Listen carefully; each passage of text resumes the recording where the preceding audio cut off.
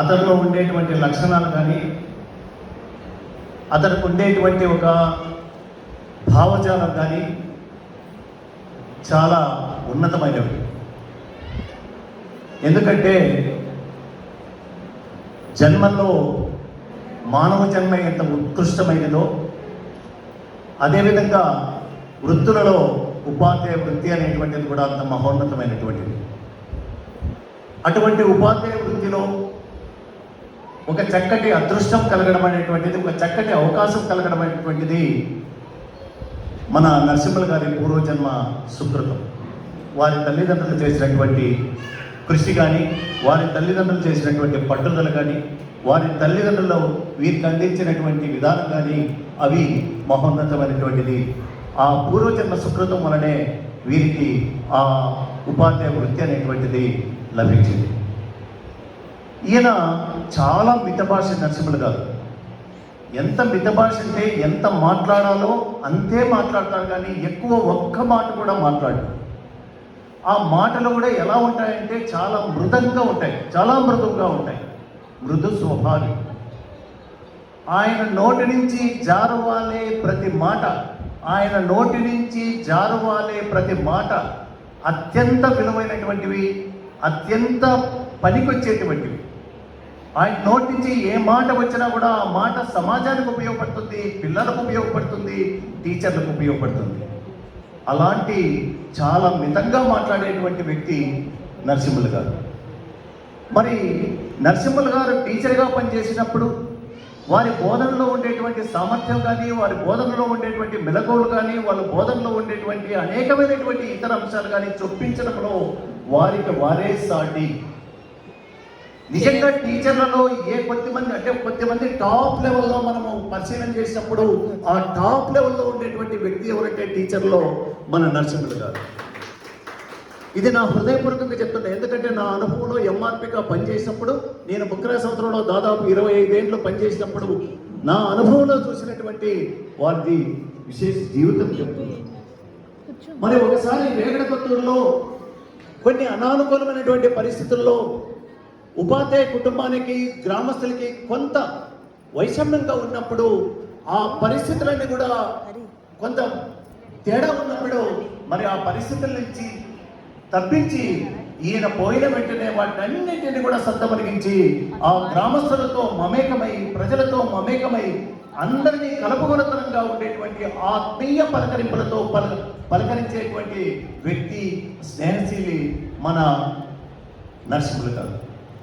ఇంతటి మహోన్నతమైనటువంటి వ్యక్తిని ఎంత పొగిడినా కూడా, ఎంత తెగిడినా కూడా నిజంగా వారిని ఈ సందర్భంగా టైందాల్ కోసం, ఎందుకంటే ఇప్పటికే కాలాతీతమైంది.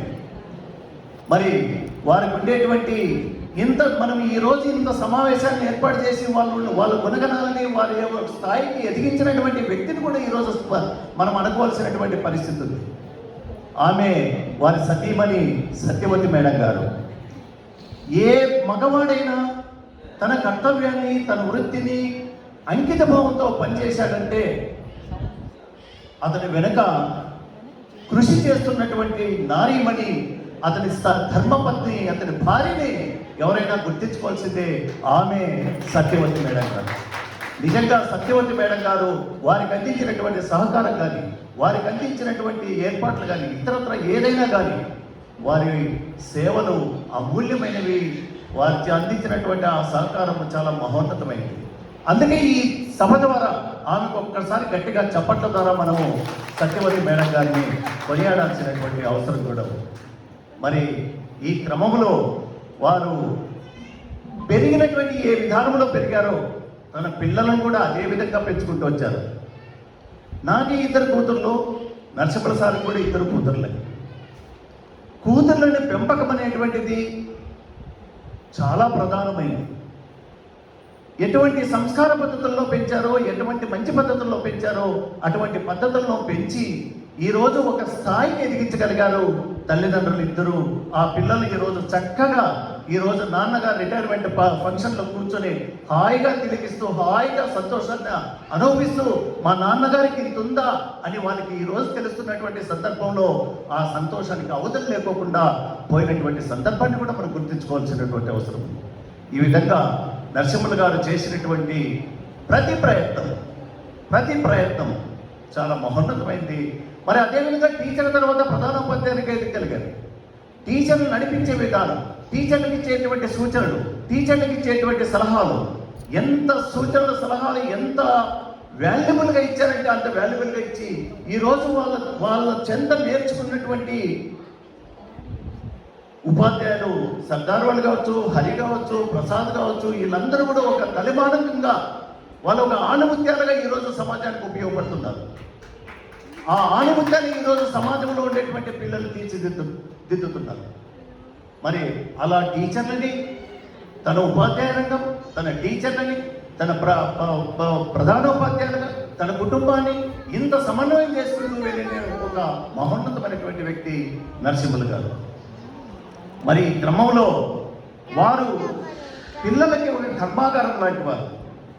కర్మాగారంలో వస్తువులు ఎట్లా ఉత్పత్తి అవుతాయో పిల్లలను కూడా భావి భారత ఉత్తమ పౌరులుగా, మంచి చదువురులుగా, మంచి ఉద్యోగులకు రాణించే విధంగా, మంచి మెలకువలు కలిగినటువంటి బోధనలు నేర్పించగలిగినటువంటి సత్తా, దానికి నిదర్శనమే రేగడ కొత్తూరు గ్రామ ప్రాథమికోన్నత పాఠశాలని ప్రత్యేకంగా నేను చెప్తున్నాను. మరి ఇంత మహోన్నతమైనటువంటి వ్యక్తి రిటైర్ అయినటువంటి సందర్భంగా నాకు మాట్లాడేటువంటి అవకాశం ఇచ్చినటువంటి మీకు అందరికీ కూడా, అంటే ఇంకొక విషయం, శేష జీవితంలో వారికి ఆయుర ఆరోగ్యాలు మాత్రం ఉంటే బాగుంటుందని నేను అనుకుంటున్నాను. ఐశ్వర్యం ఏం పెద్ద అవసరం లేదు ఈ కాలంలో. శేష జీవితంలో ఆయుర ఆరోగ్యాలు మాత్రం బాగుంటే, ఎవరైతే బాగుంటాయో అతనే కోటీశ్వరుడు. మనకి అన్ని బ్లడ్ షుగర్ అంట, బీపీ అంట, లేదంటే ఇతరత్ర అనేక రోగాలు ఉంటే కోట్లున్నా కూడా ప్రయోజనం లేదు.